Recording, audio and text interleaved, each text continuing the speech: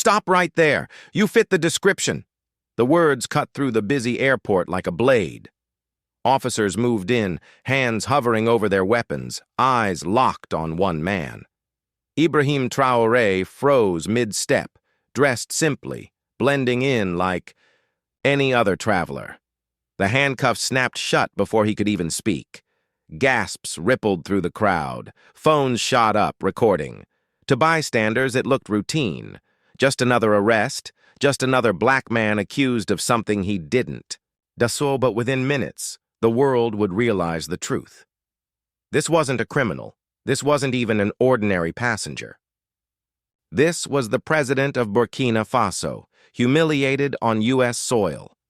The airport buzzed with its usual chaos, rolling luggage, loud announcements, and footsteps echoing through the terminal. For most, it was just another ordinary morning.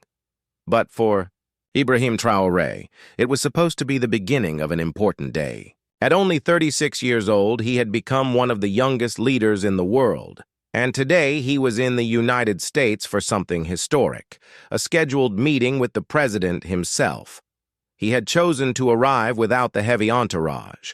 Most world leaders travel with, preferring simplicity. No grand motorcade, no press circus. Just him, a handful of aides, and a quiet walk through the airport like any other traveler. He believed his dignity came not from the size of his security detail, but from the way he carried himself. And as he walked through the terminal in a plain jacket and jeans, that dignity was on display, quiet, steady, and unshaken. But sometimes dignity isn't enough. Sometimes the world doesn't see the man, only the skin. Two uniformed officers scanning the crowd for a suspect they believed was nearby locked eyes on Traore. To them he matched the description. Tall, black, bearded, foreign-looking. That was all it took. Their footsteps quickened, their voices sharpened. And before he could even process what was happening, their hands were on him. "Hands behind your back!" one barked. Confusion swept through him, but he didn't resist. The cuffs were cold, the metal biting into his wrists. The sound of the lock snapping shut seemed louder than the entire airport combined. Travelers slowed, staring. Whispers grew. Some reached for their phones. Others just shook their heads. And yet for so many who watched, the scene felt familiar. A black man in cuffs. Assumptions made before questions asked. To the officers, this was routine. To the crowd, it was uncomfortable but unsurprising. But what none of them knew was that this routine arrest would ignite a global storm. Traore's aides tried to intervene, their voices drowned out by the commanding shouts of the police. "Step back! Don't interfere!" The officers pushed them away. Authority had spoken, and for now it was unquestioned. The walk to the holding room felt endless. Each step was watched by dozens of eyes.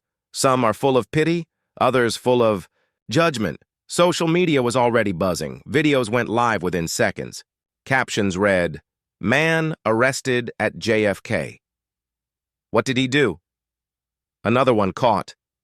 But the truth hadn't even begun to surface. Inside the small, sterile room, the atmosphere grew colder. Fluorescent lights buzzed above. The officers, believing they had captured a wanted suspect, filled out paperwork with confidence. They asked no real questions. They didn't check who he was. They didn't imagine they could be wrong. After all, he fit the description. And for them, that was enough. Traore sat silently, his expression steady. But inside, he carried the heavy weight of history. He had grown up in a world where being black often meant being judged before being understood. He had seen it in his country, in his travels, and now here, in the heart of America, a place that spoke of freedom, yet so often failed to extend it equally. Minutes ticked by, each one heavier than the last. Outside the holding room, a crowd gathered. Some wanted answers, others just wanted a closer look. The airport had become a stage, and he was the unwilling center of it. Phones still rolled, and comments poured in online. "Looks suspicious. Why cuff him if he's innocent? This doesn't feel right. And then, just when it seemed like the mistake might drag on endlessly, the door burst open. Officials rushed in, badges raised, suits crisp, faces tense. They had been alerted too late, but not too late to stop the disaster from spiraling further. One glance at the man in cuffs, and their expressions changed from urgency to horror. "What have you done?" one demanded. Papers flew onto the table, credentials were flashed, and the officers finally looked at the man they had chained. The realization crashed down like a wave. This wasn't a fugitive. This wasn't a suspect.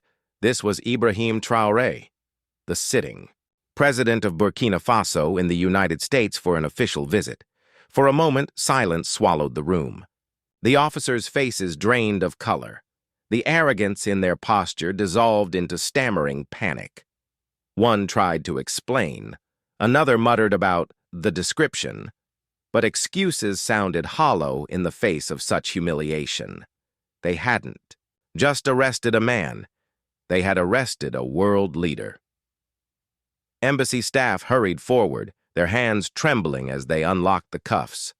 The metal clinked softly as it fell away, but the sound carried the weight of international scandal. Traore stood, straightened his jacket, and said nothing. His silence spoke louder than any words could. Because what apology could erase what had just happened? What explanation could justify the sight of a president, young, black, African, treated like a suspect before being treated like a leader?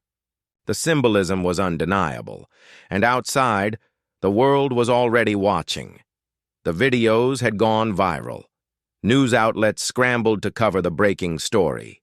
Headlines screamed, "African president wrongfully arrested in U.S."